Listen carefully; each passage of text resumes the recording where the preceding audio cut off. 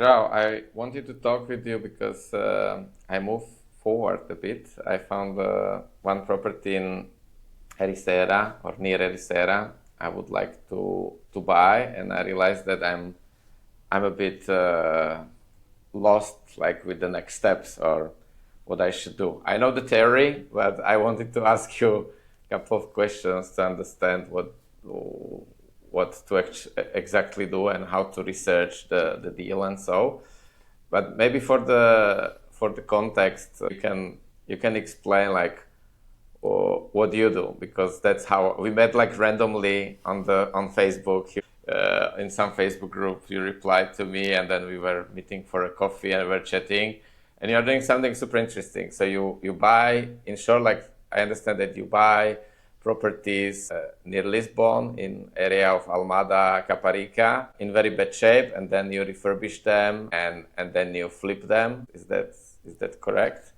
Yes, most of it, it's what I do. I look for really distressed properties, all shapes and forms, most commonly houses, but I also did a bit of commercial real estate as well. And then typically I invest in bringing them back to glory in a way. And then currently 90% of the times I flip them. I also have some that I keep as buy and hold investments. Actually, I started as buy and hold, but then after having a few in the portfolio, I realized that to scale up my small business, it would be more feasible to do several fix and flips, and then every now and then add a new buy and hold property to the portfolio. Nowadays, I also do it with third-party investors, people I know that have some spare capital. They don't really know what to do with it. They have an interest in real estate, but they either don't have time or they don't have the expertise. And so we partner up and we do a bit of a profit share model in which they put a part of the capital, I put the other part of the capital. I manage the entire process, and then at the end we split profits. So that's basically. So you manage the whole process of the renovation of the property. Yeah. You have your own team doing it? Or Yeah. how does it work? How much time does it take to renovate something? It really depends. Actually, I do it from the very beginning, and the very beginning is looking for properties that are feasible projects. And so I do have people dedicated to searching for properties that would be worth investing on, and then we do all the due diligence, we do the negotiations, we manage also the purchase and all the legal aspects. Then I bring in. I don't have a contractor within the company, but I have a network of contractors I normally work with. I bring in the contractor, we do the renovation, and then at the end I also manage the resale process. I would say a normal flat, a normal household, 2-bedroom household, let's say 70, 80 square meters. The renovation would take 2.5 to 4 months, depending on how complex it is. The full cycle, it really depends on how liquid it is when we resell, but we tend to resell it rather quickly. But it's also the market phase we are on. There's lots of demand for renewed stuff, and so normally the market absorbs the properties very fast. But I would say the full cycle would take rarely less than 6 months, and also rarely more than 10 months. Well, this is something I would be afraid of to do by myself. I think a lot of people, especially foreigners, if they want to buy something in Portugal, they try to buy a turnkey solution or something that you don't have a lot of refurbishments.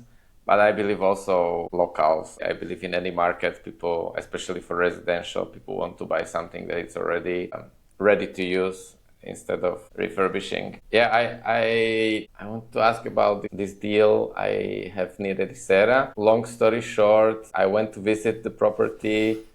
I really liked it. I ran some quick napkin calculation, and it doesn't make sense with the price, but I like the property, and the property is on the market for more than 6 months, so there is probably room for negotiation, and I'm now just trying to figure out a couple of things. One is that as I live some time in Portugal, I'm a bit scared of all these things like mold and what's going to happen during the winter. And so when I visited, I didn't find any mold or anything like that. The property was refurbished in 2021, so everything actually looked very, very fresh, very new. But Yeah, I wanted to ask you like how you deal with this type of things. Like, do you work with some external contractors who check the property, or when you do it by yourself, what do you check during the visit? Like, I Mhm. look usually on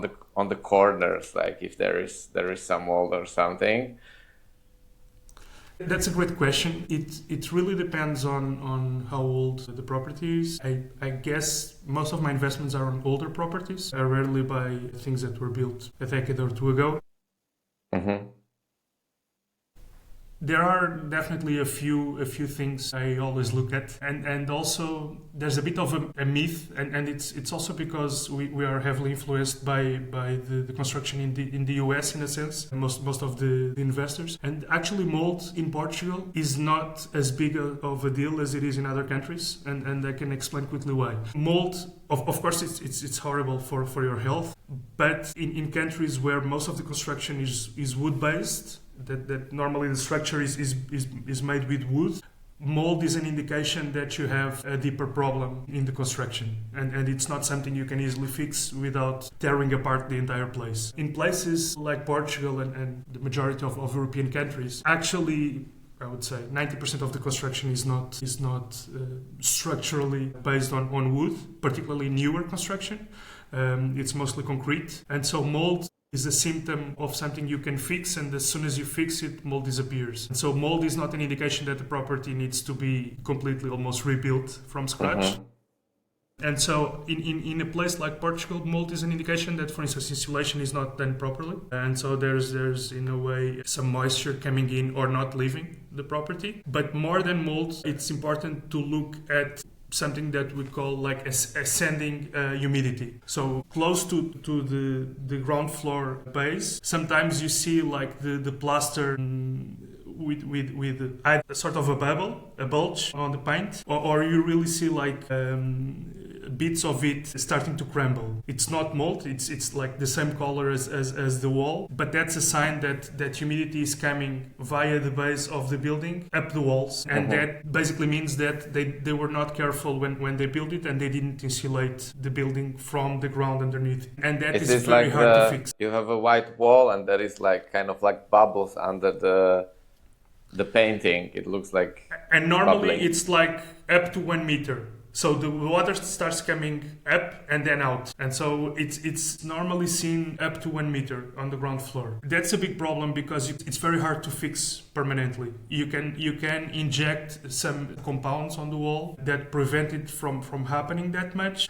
but that's kind of a quick fix, and even the manufacturer of those products, they don't give like a lifetime insurance on it. They Mm-hmm. say a warranty, they will say, well, this will fix the problem for up to 10 years. But then if you want the property to last 40 years, to own it for 40 years, it really doesn't fix it forever. That's one issue. So humidity coming from the base upwards. And then it's very common to have also problems on the roofs and tops of the buildings. In older buildings, you start seeing kind of the structure of the roof a bit wicked, and that's normally when you have a structural problem on the roof, or when you have humidity on the top floor, like the opposite area, close to the ceiling on the top floors. That's also a sign that the roof is not fully insulating the top of the building. So those two are very important ones. Then cracks, and the wider the crack, the worst normally, because they indicate a structural issue very frequently. Whenever it's like very small cracks, that's normal. I mean, plaster over time expands and contracts and at different speeds comparing to concrete, and so normally you see those like very, very narrow cracks appearing. That's very normal, Mm-hmm. and that's just once you repaint it and you fix it once or twice per decade, they disappear and that's it. When they are a bit wider, they might indicate a structural issue. So I always look at that. And in older properties, I always try to see the switchboard of the electricity to see if it's the original one or if they switched it halfway through the life cycle of the building. Because nowadays, and with the sort of appliances we want to use, you really need to have kind of a proper electricity installation. And I also look at the plumbing. Sometimes under the sinks or where the meter is, you can see the beginning of the plumbing of the house or the building, and that indicates, based on the material, if it was redone 10 years ago, 20 years ago, or 50 years ago, because the technology evolved and nowadays we use better materials. And if those materials are there, the plumbing is up to code with the current standards, and you can just basically use it as is without having to replace it. So those are the main things I look for at the visit. Myself, when I see something odd, I ask a contractor to have a look, because of course they have experience, and also they can indicate the cost of fixing the sort of issue I'm looking at. If it's something more complex, I rely on consultants, civil engineering firms that do kind of a deeper assessment with equipment that allows you to see what it's not visible with the naked eye. They use like thermographic equipment and so on, so they can see if there's humidity within the walls, stuff like that. You buy properties they need refurbishment, right? So they're not typically in a good shape. How do you calculate that refurbishment? Like, do you have any formula for that, or you use contractor for estimating the construction costs, or you do it by yourself? I do a broad figure, like a back of the napkin calculation by myself. Normally I'll look at the big costs are everything that it's kind of needs to be fully redone, like electricity and water, as I've mentioned, because that requires basically reopening walls and technical areas to redo it. And I have a sense of how much would that cost depending on the area and how far the areas with water are one from another. So if you have a kitchen and a bathroom side by side, that's way cheaper than if you have a kitchen and then 4 or 5 rooms and a bathroom on the other end, because you would need to do the water and sewage line across. So that sort of stuff I can more or less estimate by myself. Also the number of bathrooms and the number of kitchens. So I have a broad sense of how much a kitchen would cost and how much a bathroom would cost, and then knowing how many of those are there, I can estimate the cost. And also a big cost line are windows, because very, very often the windows are not great, and which means that the house or the building will be cold in winter and warm in summer. And so typically I replace those by new windows, and they tend to be a bit expensive. So counting the number of windows and multiplying by the cost per window, average cost per window, I can have a sense. My team that does a bit of the search for projects, I give them a broad figure that would be like the first figure to use. So I use in this area, and it's very location specific. In this area where I do most of my investments for apartments, I consider that a full renovation would cost around 600 euros per square meter. And then if it's a bit of an update, around 400 euros per square meter. But it's like 4 flats in this area. So I wouldn't use it elsewhere and for entire buildings. That would be more. I did very recently an estimate for a building in downtown Lisbon, a big building, and I was getting an estimate of about 1,450 euros per square meter. To renew an entire building, but that was like facades, roof, foundations, redo the entire interior. That was the broad figure I was getting for a large building downtown Lisbon. Then of course I need to fine tune, and fine tuning I do with the contractor. I bring in the contractor, I said, well, this is what I have in mind. I think it will cost more or less this. What do you think? Or if I have odd stuff that I never did before, and sometimes we do things that are a bit out of the ordinary, and that has... What other things you do with due diligence besides of like the structure of the property and these things what we discussed? I mean, like looking online on Cadastre, or what other tips? Because we're chatting about Cadastre, I'm checking like at Caparica when I was looking on some properties, you showed me a map like with flooding, like potential flooding, you can find them. What things you are specifically looking on in that area, maybe, like, because it can be different in other areas, like, so you are more specialized in Almada, Caparica. Yeah.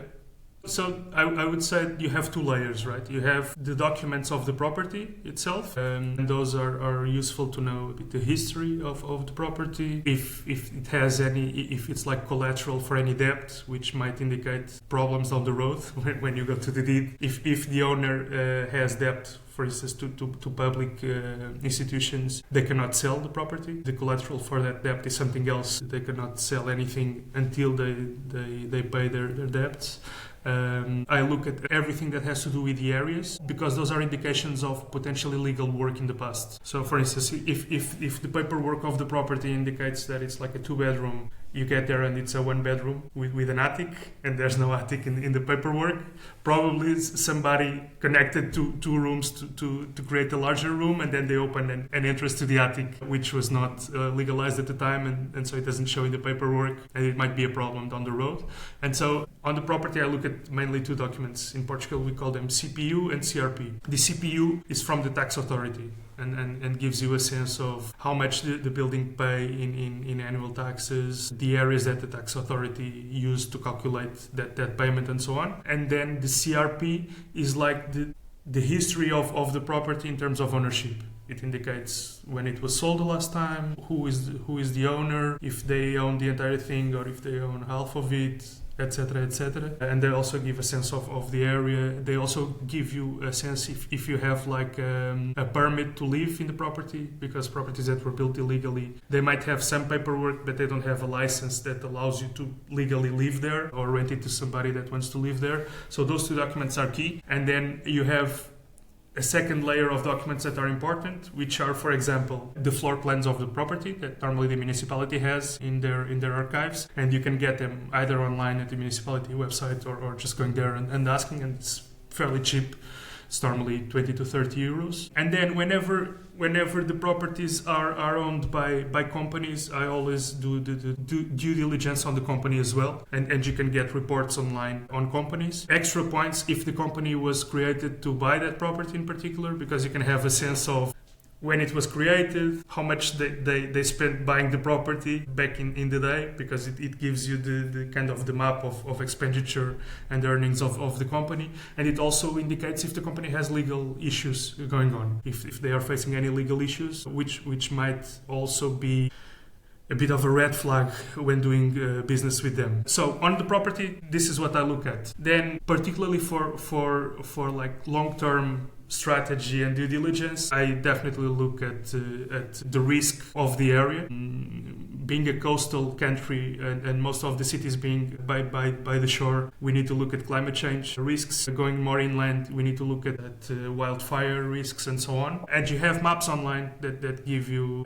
a sense of the risk depending on the area. Here in this area where I do most of my investments, I would say that the broader Lisbon area, which includes Ericeira, coastal erosion, flash flooding, sort of like natural risks. If you plan on holding on to the property for 30, 40 years, you need to look at that sort of stuff.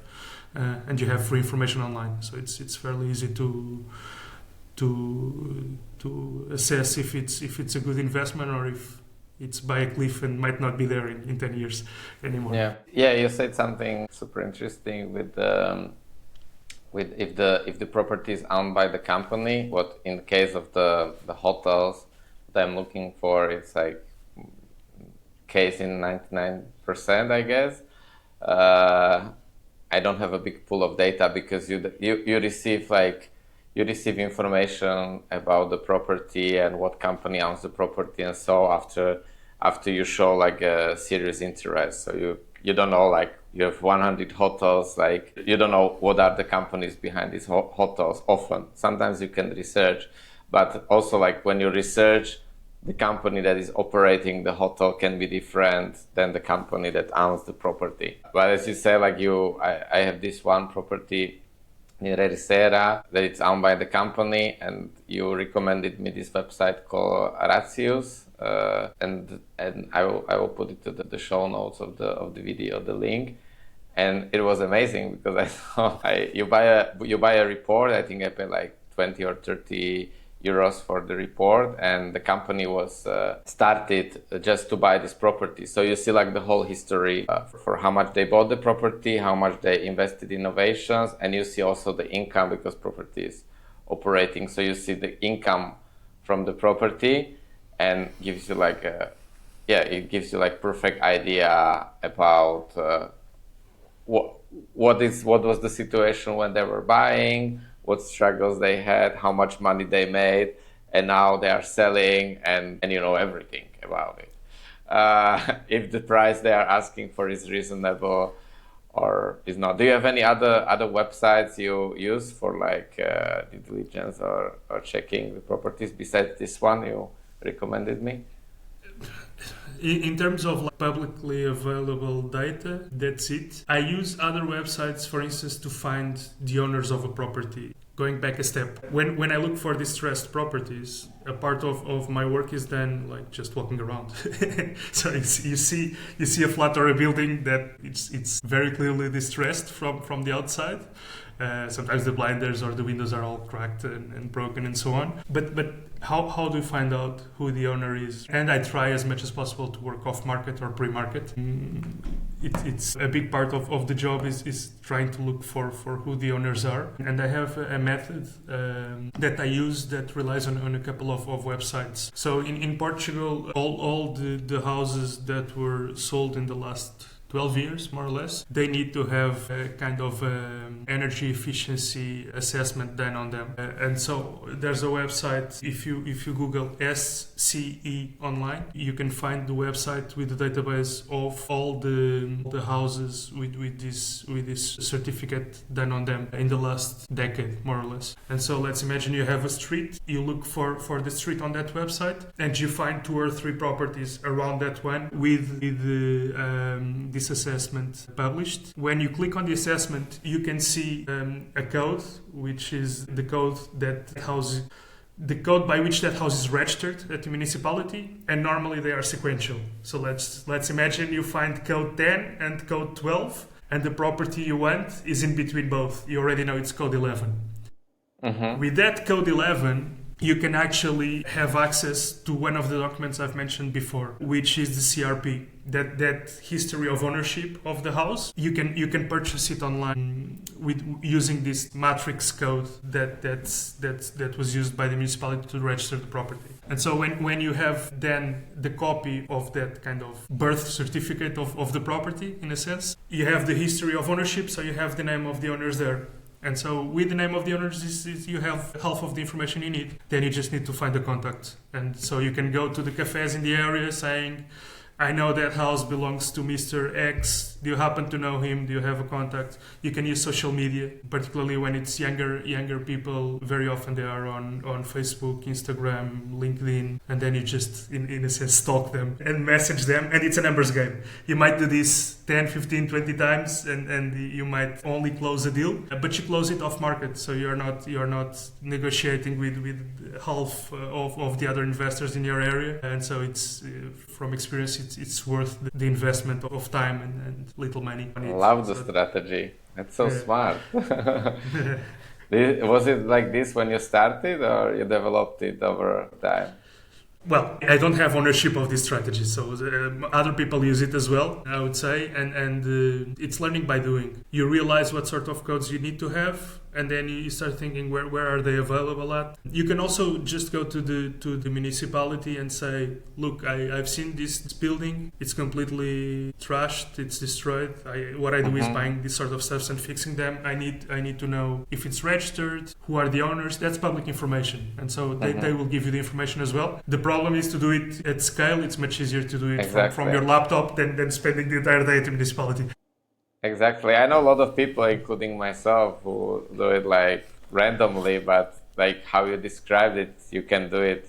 You can really do it on scale, especially if you employ some other people helping you with this process. And then, as you said, it's the numbers game, because I assume like you get the contact, you find the person who owns the property, and they don't want to talk with you, or they don't want to sell. Yeah, they have their, like, you don't know their personal story, so you just have to move on and go somewhere else. Usually, like people do this when they found something like very unique, or they're like so interested in that area, or they have some connection with that property. They make this effort, but it makes much more sense if you do it 20 times that you are probably going to score a deal. So that's your process of finding off-market deals. And when it's like it's literally that you are just like looking around and see what looks distressed, or are you also using like Google Maps and like checking, like maybe can you spot these properties on? So on the map? yeah, you can. You can. I also do it like that, and I have people doing it like that. I would say I have two pipelines for off-market. One is pre-market, and one is really off-market. Pre-market, it's basically networking with realtors. If you have a bit of a database of 20, 30, 40 realtors in your area, and every now and then you send them it can be a personalized or automated message saying, don't forget, I'm looking for properties here. If something shows up, please send it to me. They tend to send it to you before listing them online. And so that's a bit pre-market. Of course, it already has a bit of the commissions of the realtors and so on it. What it doesn't have is all the competition. So if you are the first one seeing a property that just appeared on their portfolio, then you have kind of almost like right of first refusal. Once you say you don't want it, then they'll list it. So that's the pre-market strategy. Off-market, I did a couple of different things in the past. I did flyer campaigns with flyers, just saying I'm looking for properties in this area. I do cash buys, I don't do credit. I don't mind distressed properties. If you have something that you want to get rid of, get in touch. Very mixed results there. It's kind of you need an inbound structure because then you get lots of calls and 90% of the times it's not something that it's worth even visiting. And the only information you have is what the individual will tell you. You don't have pictures, you don't have anything at the beginning. And so I had some success with it, but it's you need a very well-oiled machine and very recurrent campaigns to have some success. Then I have that strategy, and the walking around can be done on Google Maps, right? You don't really have to walk around physically. You can just use the little yellow thingy to walk around on your behalf, and then you just do pins on the map. And normally I separate the profiles of people working with me doing that. I have people just walking around, and sometimes I use people that would walk around anyway, like people working in the post offices and so on. I just ask them, I basically pay them to say, look, I've seen these 10 buildings, nobody's there, the mailbox is full of trash. So that's nobody's living there. I'm giving away all my secrets, by the way, but it's okay. It's good content anyway. That's a hack, like involve the postman. Yeah, exactly. Involve the postman. Amazing. And then you have people that can be VAs that just do the rest of the process, looking at the address and trying to find out the owners and trying to get the contact of the owner. And then a third profile to do a bit the phone calls, because that's a bit of a different skill set. Then the phone calls is just a script, phone calls, feeding into a database. And then normally I do the visits myself. So what about the third option, and to find properties that are already listed on the websites like Idealista or Sapo? Like, are you looking even there, or is it possible to find there any good deals? There are good deals there all the time. And I think the trick there is the negotiation, is the discrepancy between the asking price and the closing price. It's what you were saying, that you like the property at the price point that it's indicated online. It doesn't make economic sense, but you have the expectation of being able to negotiate it. And that's often the case. And you are doing it the right way. You've seen that it's listed for over more than 6 months. So that's a strong indication that it's being overpriced. And even the owners already have a sense that it's overpriced, because the market is not absorbing the property. And now it's kind of doing what you are doing the calculations of at what price point would this make sense, trying to explain it in terms that the sellers would understand and would not be upset about, I would say, and then trying to close it at a price point that it makes sense. But there are good deals showing up online all the time. Another tip would be small agencies normally list stuff on their websites before they list it on larger marketplaces. Because the way the realtor commission scheme works in Portugal is the seller pays the commission, and it's normally a 5% commission plus VAT. If the realtor finds the final client by him herself, he gets the full 5% commission. If the client comes via another realtor, they need to split the commission, and so the seller realtor would get 2.5% and the buyer realtor would get 2.5%. And so small agencies, they normally list stuff on their website. They contact their pool of contacts, of kind of final clients, to try to get the 5% commission. only after 1 or 2 months, if they cannot sell with that strategy, they would list on larger websites like Idealist, Imo Virtual, Casasap, and so on. And so searching on the small areas in the area you have an interest on, it's normally a good first step, but definitely there are good deals showing up on Idealist all the time. The other day I saw on Twitter like this guy, his name is Rohin. He's posting like interesting deals and insights from real estate in San Francisco.